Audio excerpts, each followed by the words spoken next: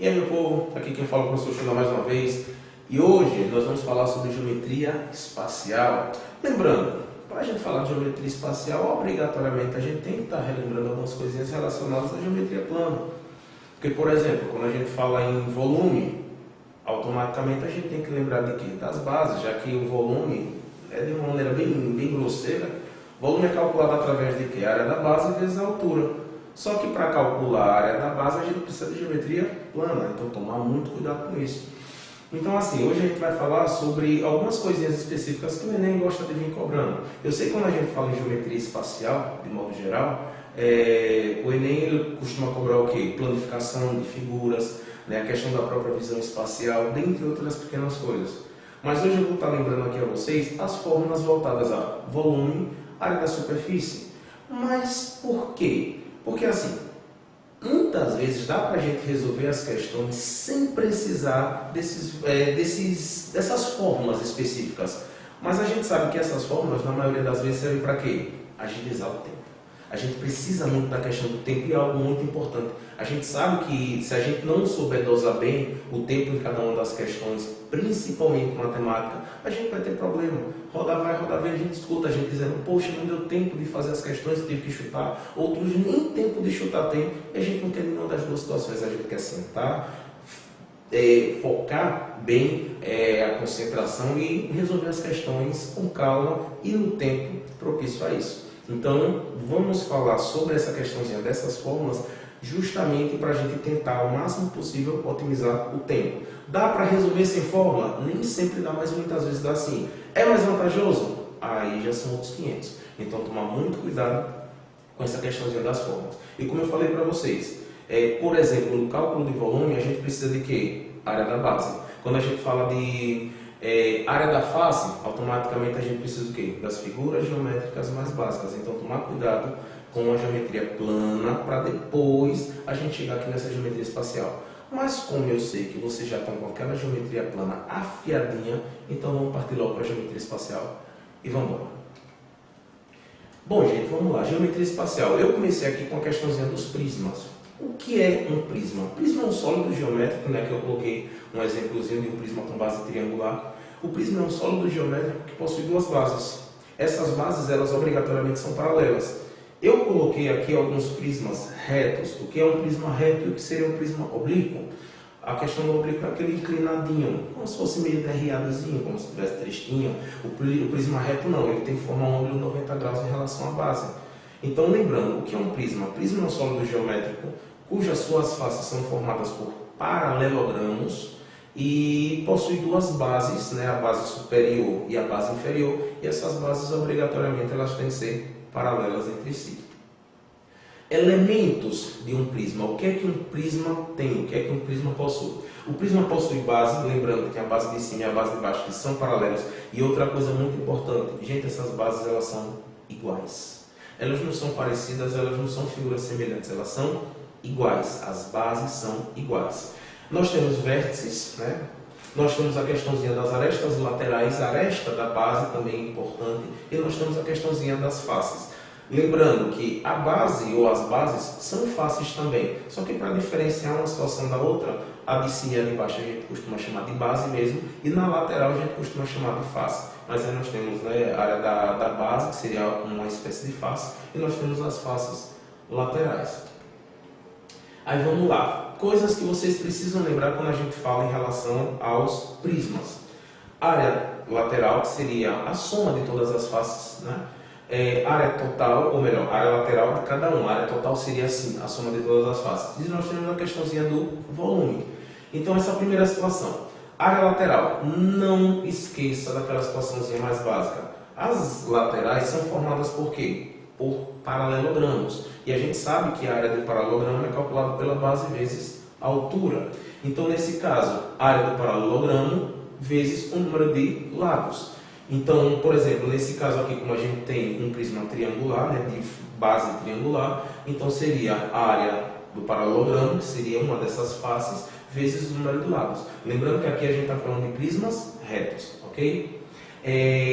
Área total. Gente, a área total é justamente a soma de todas as faces. Então, vocês tomem cuidado, porque como eu disse, base de cima e a base de baixo também são faces. Então, nesse caso, eu vou pegar a área da base, vou multiplicar por 2 e vou somar com as faces laterais. Então, tomar cuidado com isso daí também. A área lateral é apenas das laterais. Eu vou somar cada um desses valores ou multiplicar pela quantidade de lados. Vai dar a mesma coisa, já que as figuras formadas são iguais, paralelogramos iguais. E a questão da área total, além dessa face ou além da área dessas faces, a gente vai somar com as duas faces que nós temos em cima e embaixo, que são as nossas bases. O volume, eu queria dar uma dica para vocês. De modo geral, de uma maneira assim bem grosseira, o volume é calculado através da área da base vezes a altura. De modo geral é isso. Claro que em algumas situações a gente não utiliza a figura toda, a gente faz uma composição, uma decomposição, como por exemplo a questão dos cones e das pirâmides. Então nesses casos o que é que a gente costuma fazer? A gente divide por 3, mas isso daí eu vou explicar daqui a pouco. Mas de modo geral a gente pega a área da base vezes a questãozinha da altura. Então, tá aqui. Cubo, um dos prismas mais importantes que a gente tem é o cubo e o bloco retangular. Então nesse caso, uma das principais características do cubo é porque os lados eles são iguais, tanto na base, quanto nas alturas, quanto na face de cima. E lembrando que, mais uma vez, ele é um prisma, ou seja, as faces de cima e de baixo, as bases são iguais, mas no cubo a peculiaridade é que todas as faces são iguais. Então, para a gente calcular, por exemplo, a questãozinha da área total, basta a gente calcular a área de um lado, que nesse caso, como é cubo, é quadrado, a gente calcula a área do quadrado, base vezes altura, lado vezes lado, aresta vezes aresta, como vocês preferirem, e a gente multiplica por 6, já que o cubo tem 6 faces. Quando a gente fala em volume, é comprimento, largura e altura. Então, nesse caso, seria a área da base, como eu falei, comprimento e largura, a gente calcula a área da base e multiplica pela altura. Mas o cubo, todos os lados são iguais, então a gente só precisa multiplicar lado vezes lado vezes lado, ou aresta vezes aresta vezes aresta. Então, nesse caso aqui, nós temos aresta elevado a 3. E a questãozinha da diagonal, a raiz de 3. Lembrando que para a gente determinar essa diagonal, a gente utilizou aqui 2 vezes o Teorema de Pitágoras, que vocês também devem estar lembrados a partir das figuras planas. Então, na área da base, a gente precisou de Pitágoras, justamente nessa regiãozinha daqui, na diagonal da base. E essa diagonal da base vai servir como um dos lados ou um dos catetos desse triângulo formado através da diagonal do cubo. Automaticamente a gente consegue calcular D é igual a raiz de 3. É o lado vezes raiz de 3 ou aresta vezes raiz de 3. Beleza? Vamos embora. Paralelepípedo. Gente, paralelepípedo é basicamente um cubo, só que as proporções dele são um pouquinho diferentes. Então, ao invés da gente ter 3 lados iguais, nesse caso a gente tem um comprimento, uma largura e uma altura que são diferentes. E os princípios eles vão ser os mesmos. Área total, nesse caso, eu vou pegar, se vocês analisarem, por exemplo, geralmente os ambientes dentro de uma casa eles são em formato cúbico, né? A maioria dos ambientes costumam ser em formato cúbico. Então, se vocês olharem, o chão e o teto são faces iguais.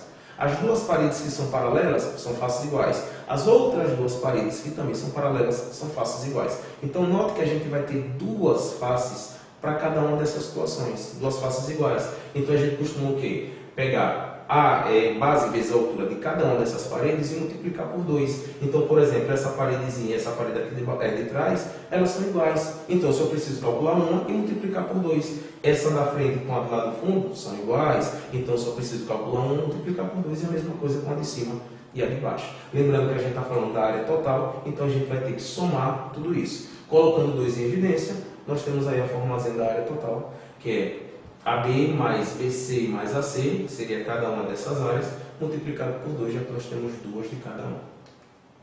Volume, mais uma vez, novamente, de novo. O volume, área da base vezes a altura. Então, nesse caso, quem seria a área da base? A área da base é A vezes B.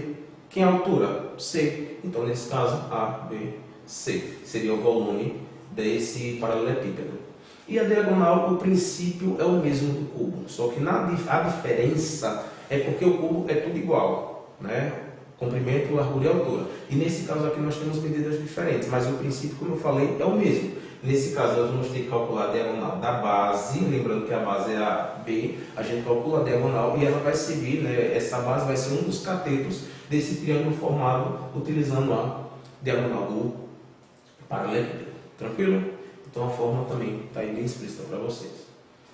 Bom, vamos lá. Sólido de revolução, a questão do cilindro. Se vocês pegarem um retângulo e um dos lados desse retângulo, vocês colocarem como se fosse um ferrinho e fixá-lo, se você girar esse retângulo em torno desse eixo que você criou, automaticamente o que é que você tem? Você tem um cilindro. O cilindro é isso aqui, ó. Lembrando que o cilindro ele também possui algumas características com os prismas. Por exemplo, a questão das duas bases. O cilindro ele também tem duas bases. Lembrando que essas bases elas já são circulares. Falou em círculo, automaticamente nós temos o raio. Essa alturazinha, tomar cuidado porque isso daí não é uma aresta.